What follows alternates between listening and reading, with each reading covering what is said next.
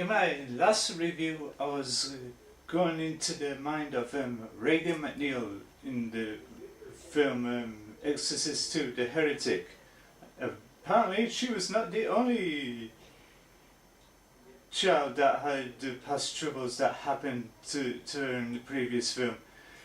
That same effort spilled into Fright Night 2. And this time, we go into the mind of Charlie Brewster, played by William Ragsdale. That he explains the events that happened during the first film, like him and Peter Vincent, played by Roddy McDowall, about battling the evil vampire Jerry Dandridge, about shattering the lights, and then there was a huge explosion, and that was it. He explains it as the scenes recap to the first film, and his doctor asked him,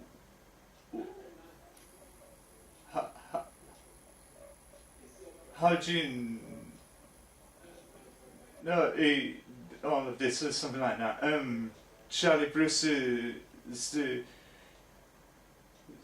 says it's about Jerry Dandridge being a cult worshipper, kidnapper, that triggered something in his brain to make him believe there was a vampire. And then he says to the psychiatrist, after the psychiatrist played by Isabella said to him, how do you know? Charlie says that vampires don't exist, but this was one of the sequels that was very rare to show clips of happening in the previous film. The other examples was Hellraiser 2 and a couple of others that followed the same formula and script, and then a scene later in the film, he and his new girlfriend, Alex, played by Tracy Lynn, meets Peter at this studio after when Peter Vincent finishes a latest episode of Fright Night, which is a horror showcase cable access network show that focuses on B horror films, and he goes about his experiences of how he slayed the beast by stabbing this through his heart and everything else. Then they go to Peter Vincent's, and he was continuously going about the story. And this is how I stabbed him right through the heart, and this is, as Charlie explained to the story that he told you about, that Alex was already familiar with the story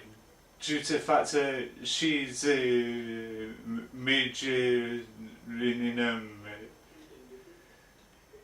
clinical psychology or something like that. And whilst they was having a talk and reminiscing about it, Charlie went over to the window and glanced through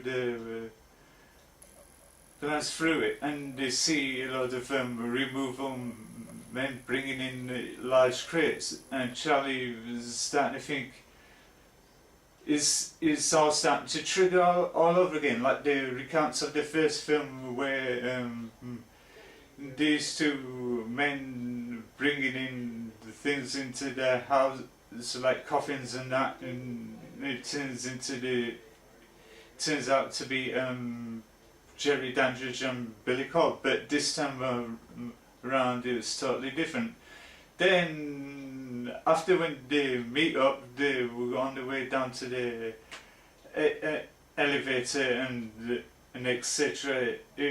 He sees this exotic looking woman walking in with a androgynous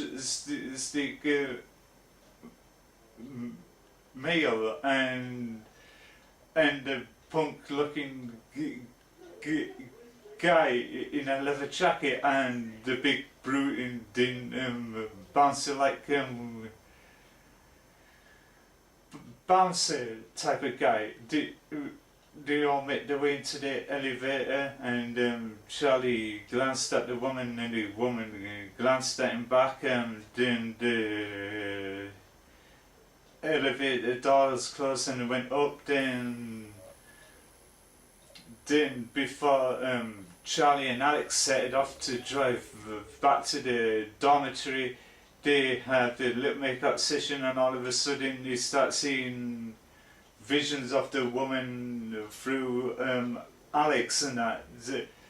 And Alex thought he was beginning a bit of a creep, but whilst the session making out, there was the exotic woman in a bluish leather dress, sprawled on top, clawing at it, looking all seductive looking and that.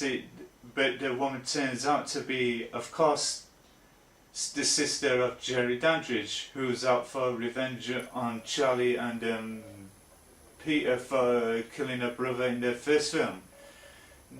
Then it leads to the whole build-up of Charlie's punishment, of him feeling his nightmarish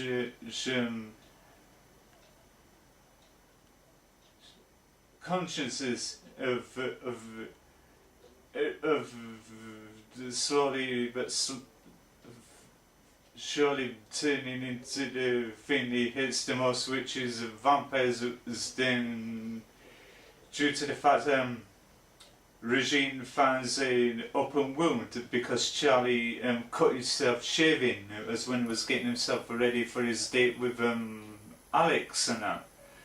Then as the film gradually continues, Alex starts to notice a weird behaviour pattern in Charlie, like he sleeps all day and wears dark glasses. During Freud's meeting with the psychiatrist says, go bowling. Then Alex walks in to see Charlie bowling alone, and she beginning to think he's acting all irrational. Not many people go bowling alone. Is usually a weird common occurrence. When people go bowling, they go bowling in the teams, not on their own, like solely and casually, and that, which is the odd, strange behaviour. Then Pete meets up with them outside the college, and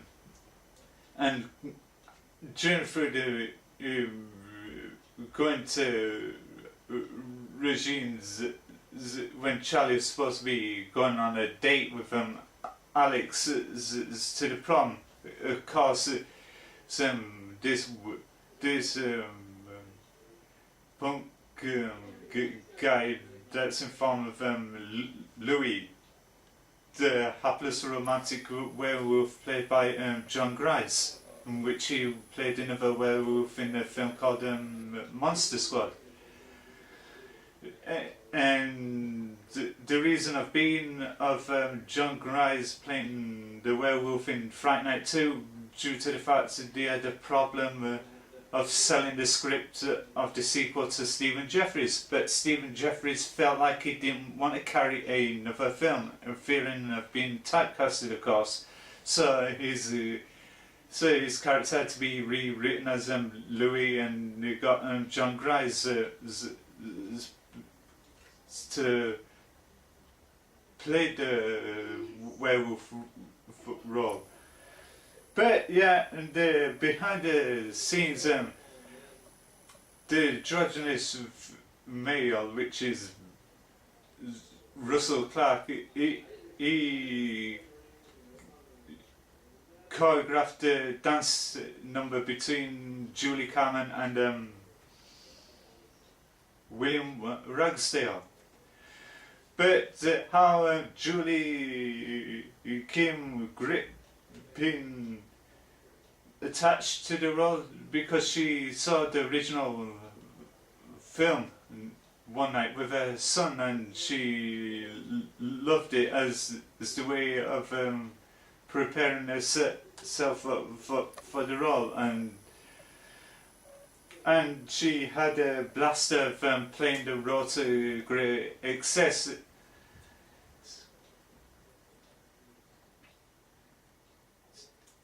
Due to the fact she mainly came from drama and all sorts of things, but the other problem about it was Amanda Bierce.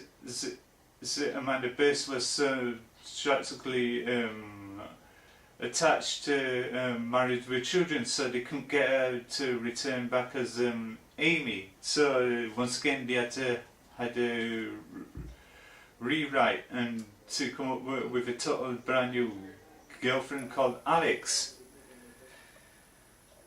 of course, which is Tracy Lynn. Tracy Lynn was in other films like Class of 1999. That came out a few years after Fright Night 2. Then she appeared in a TV film Model by Day with Famke Janssen, and etc. But it didn't explain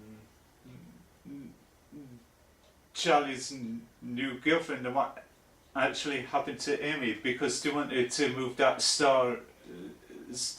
story along. They wanted it to be in a new town with a new girlfriend. But almost the great homage to the film was the return of the soundtrack score to the first Fright Night, Come to Me, which was by Brad Fiedel. Which the film closes is with the song performed by Deborah Holland. But Brad Fiedel did do a cover version of his song from the original soundtrack to the first Fright Night film, which was not quite good actually. It felt like rather flat, so Deborah Holland's version was infinitely better. And it's very rare for a film sequel to carry the same score into another film. Usually whoever takes over control and direction of the next film, they want to bring in new music and that to move it along. But with Fright Night 2, it was a blessing to keep the continuity of the original soundtrack, just like Hellraiser 2 did, and etc. Of course, which had a bit of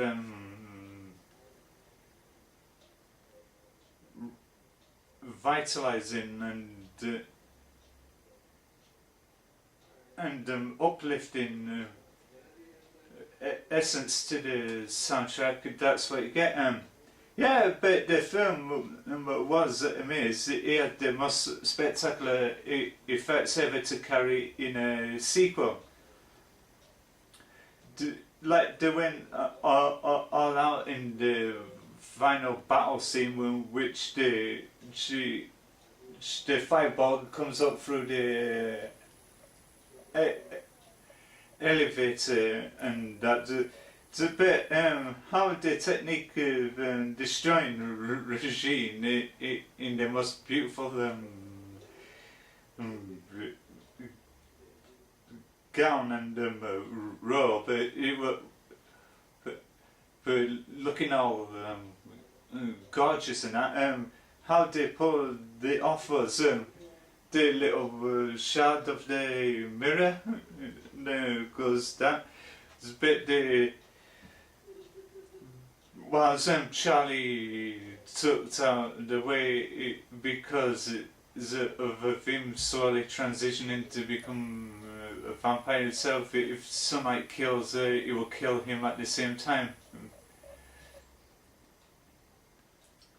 But in Fright Night tradition, the film ends, he returns back to normal and that, and then the scene ends with both of them explaining what to do once they graduated. Charlie's thinking about buying a farm and starting a family and taking up banjo lessons, and Alex saying it takes experience Charlie said playing the banjo. Alex says no, making babies. So they rolled themselves in the rug and that, which they used to destroy the Russell Clark character and that. So it ends with Deborah Holland's version of Come to Me. Usually with other films, he has a mashup of the songs that were featured in the film, but with Fright Night 2 they had just one song, which was beautiful. And yeah, Fright Night Part 2 in a nutshell was a great experience. To say, I did not know at the time they turned it into a graphic comic book and etc. due to the fact the popularity of the first film led into a series of comic books instead of the TV series like some other franchises carry in turn that. But with Fright Night they took it in the comic book route, continued the stories of Charlie and Peter and that. Yeah, and in the nutshell, yeah, it was great to experience that I've ever seen, and that the special effects hold up to its own. Too bad they didn't win any awards. It would have been great if they did, and that. Just like the first film was nominated for the special effects and that, but probably lost out to another film at the same time. But yeah, and the soundtrack returning for the second film was a love letter to the fans of the original, and sadly it didn't receive as well as they hoped for at the box office. So upon release, he had the worldwide VHS release that I had on VHS and that. But when it comes to digital media like DVD and that, it only was released in North America, which you can only get from overseas and that on special order from sites like eBay and Amazon. But there was many fake European bootlegs start trying to fool the fans. It was a UK release due to the fact that there was no such thing as a UK release of the film. Those were just bootlegs from Germany and that. Yeah, but I did watch one of the digital prints and it was great, but I did see it on TV once on Channel 5, which is a UK based channel that started in '97, and what they did with their film, I was not amazed. They constantly cut it all to pieces and that due to the fact they had to fit it in with the scheduling with other programming content. But I preferred watching it on VHS in its entirety. But yeah, how I would rate Fright Night Part 2 is a solid 10 out of 10, top of the scale, for great art direction, music and costume design. But the performances could have done a little bit more better. So the script could have been properly polished, but which they didn't have a finished script and that. The interaction felt like he was out of place in between, and that there was so much of close-ups and that. In one scene they had the close-up of Louis' eyes. It did not look great. If I was to edit that film, I would leave that scene out because it didn't fell into the place of the film and that. And it did have a cultural reference to Bram Stoker's Dracula, which Alex was studying and pretending to understand the story, but sadly by doing that, then scanning and doing that, that doesn't prove anything that you read the book properly. She was just reading a few randomized pages and going like that. But if you want to study a book about the lore of the vampire mythos, you're supposed to read it properly to understand it. And that's it. Not just do that. It doesn't make sense. Sorry about that. There's fireworks that's going on in the background because tomorrow in this country it's bonfire night. Do apologise for the sound effects going on in the background, and sorry about that. Yeah, that was Friday Night 2 in a nutshell. Once again, I do apologise about the fireworks and that, and it shouldn't ruin the enjoyment and that. Yeah, until then, this is me, Frankie, HOLTZMANN SMALES. Thank you for watching this review of the kickstart of 80'svember. My next review I will be doing Night Out on the Town, which were aka Adventures of Babysitting. I was going to do that earlier in the year due to the problems with saving up for a convention and that. I had to put the shelf it. I will do that in my next review. So look out for that, and please share this video, comment and subscribe, and thank you for watching wherever you are in the world. Have a good night and stay safe, and if you are going to bed in France, bon nuit and fairly well.